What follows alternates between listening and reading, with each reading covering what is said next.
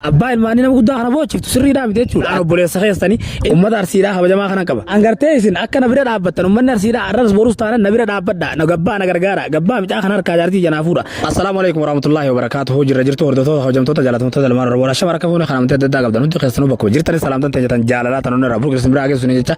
Egaa obboleeyyan kiyya alhamdulillah rabbi nagaan nu bulche isin nagaan bultanii isin jecha arras sun deebi'eetiin jira. Obboleeyyan kiyya haga ammaa gartee manatiin deebine baay'ee akkuma beektin ala jira.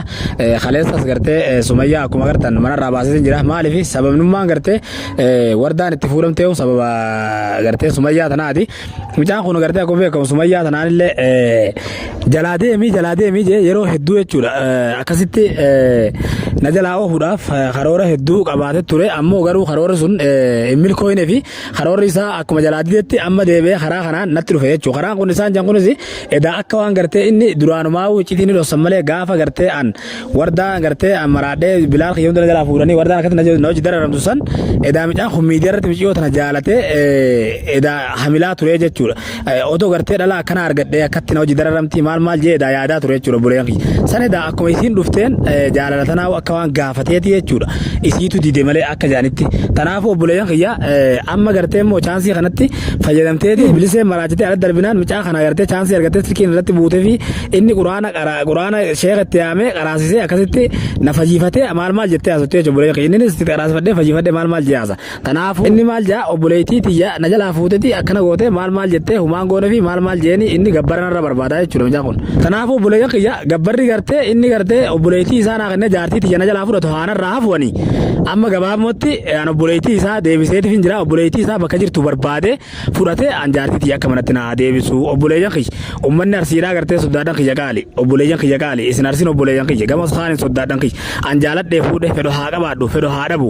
Ammoo obboleeyyan kiyya isin jaalannaan isin irraa fuudhe. Arsii jaalannaan intala Arsiidhaa intala si koomandoo jaalatamtuu fi kabajamtuu bareedduu san isin irraa fuudhe. Jaalala malee jibbansa namni nama jaalatte malee nama jaalatin irraa hin fuudhu jechuudha obboleeyyan kiyya. Jaaladheetin isin irraa fuudhe garuu haa ta'u. Ammoo erga gartee dubbiin kanaan dhufte an amma gartee miciyyoo deebiseetif hin jira. An gabbara gartee jaartiidhaan gartee dhalaadhaan jaartii jijjiiranis hin fedhu. Kanaafuu gabbara namni horuma fa'aa takka nama gaafata malee ha jaartii nama jalaa fudhatan kanan beeku gartee ammoo akka roorroo taate ani firraan dhorgaa abbaan fedheewu gartee bineensinuu jaartii firraan hafu jaartii tiyya gartee akka fudhadhutti naatu beeka.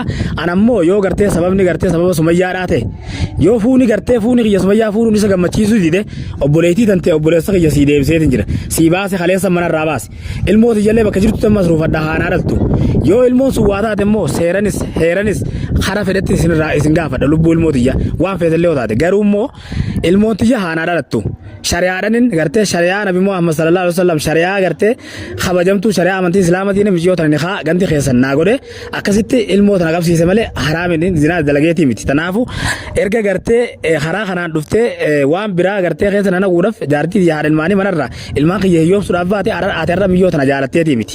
Mijiyyoo tana jaalattee osoo hin ta'in ati arra gartee qotaa tiyyaa fi qotaa gartee obboleettii tantee fuudhee fi mijiyyoo tana waan hin taane keessa galchuudhaaf waan gartee hin taane roorroo biraatis saaxiluudhaaf kana goote malee ati kun sirriidhaa miti. Wanni dalagaa jirtu kun akka sirrii hin ta'in nayi miti uummanni Oromoo bal'aan ni beeka jechuudha. Obboleettiin tantee sun ni beekti sii galee. Tanaafu shirana irratti otoo kana dhaabiti obboleettii tantee haasii dhuftu fudhadhuuti jaartii tiyyaa ilmaanii manatti naa deebisi. Ati har'a gartee warra jaalattee osoo hin ta'in chaansii gartee anaan miitu anaan gartee roorroo tiyyan irratti ooftu ta gartee qotaa obboleettiin tantee na jalaa deemuu diddeef waan ati jettu si dhageessee na jalaa deemuu diddeef kana aara kana natti ba'uudhaaf wardaa akkas goote malee boru ilmaan kiyya hiyyoomsuudhaa deemta boru wardaa boochisuudhaa deemta wardaaf faayidaa tan qabdu wardaadhaa roorrisuu deemta warda boochisuu deemta malee waa faayidaan ati wardaadhaa qabdu takka illee hin jiru obboleessa kiyya dhugaan asitti himan. Kanaafuu amma irraa eegaltee wardaa manatti deebisi ilmaan isirratti deebisi waan hin taane barsiisin miciyyoon tuni tala kabajaa qabdu miciyyoon tuni tala safuu beektu ati waan biraa barsiifte arra yoo akka dhala baasuu barsiifte boru gartee deemtee gartee diqaalaa horuun isiidha afan qabu jechuudha. Kanaafuu adabaan manatti naa deebisi jaartii tiyya leencoo soddaa kiyya qaalee kabajama. Sirraa fuudhee jaartii godhadha obboleettii tante ilmoollee irraan qaba soddaadha adda baanullee soddummaan hin haftu soddaadha jechuudha. Anarra soddaa keessan uummanni Arsiidhaa kabajamaa fi uummanni gartee si koomandoo jaalatamaan kabajaa qabdanii isin uummata gartee kabajaa qabu uummata ulfina qabu mataa kiyya kana gubbana jirtan baalagee takka jecha gartee nuti uummanni gartee uummata kabajamaa fi uummata bal'aa waliin dhabnu jechuudha.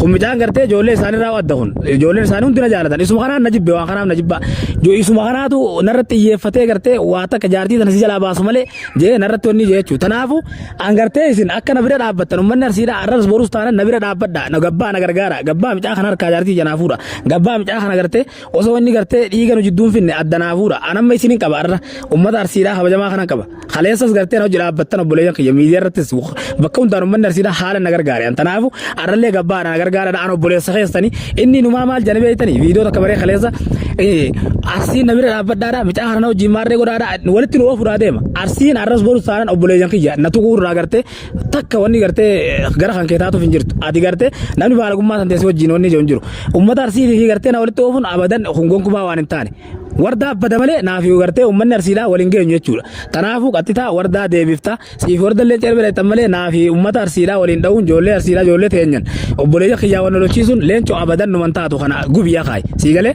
tanaafuu yoo gartee sababa gartee sumayyaadhaa taate sumayyumaan ka dandeessee gartee na obsitee na jalaa deemtu taate kaleessa nam maraammarajee ifirraa oofetin jira haa deemtu yoo na dandeessee gartee fuudha kan kee kana keessaa qabaatte kataate isiinis achumaan dhabama taate jechuudha yoo fuudha kan kee keessaa qabaanne wardaa akkati fuudhu keessaa qabaanne fi fuuni deebiti tanaafu ati asirratti silaalaa jechuudha miciyyoo qaxxitaa haadhelmaanii tamanaa baaftee manatti deebisi akka manatti deebitu asumaanuu kabajaadhanis si gaafadha ummata arsiin tuttuqini ummata harargeen tuttuqini arsiin kabajaadha qabdi harargeen kabaja qabdi tanaafu hin tuttuqin obboleeyyan waliin hin dhayin tanaafu adabadhuuti taa'i nuti kabajaa qabnaa soddaadha fi gartee ilmaan eessumaniiti tanaafu kabajaadhan taa'i akka gartee ati adabattu asumaan sitti himanii adabadhuuti taa'i kabajaan haga abbaan geessu jette oromoon if kabaji namaan jetti malee na kabaji siin jettu tanaafu ati if kabaji namni gaafa ati if kabajje namni si kabajaa jechuudha tanaafu maqaan ammas maqaa ifii eeguurra maqaa abbaa ifii eeguu jette oromoon ati gaaftee ugaara fi haadha ilmaanii gabbaaftee gartee waan hin taane barsiiftu jaarsa gartee abbaa ilmaanii nama guddaa kana bochiftu sirriidhaa miti jechuudha ati irra na bochisu jirta gartee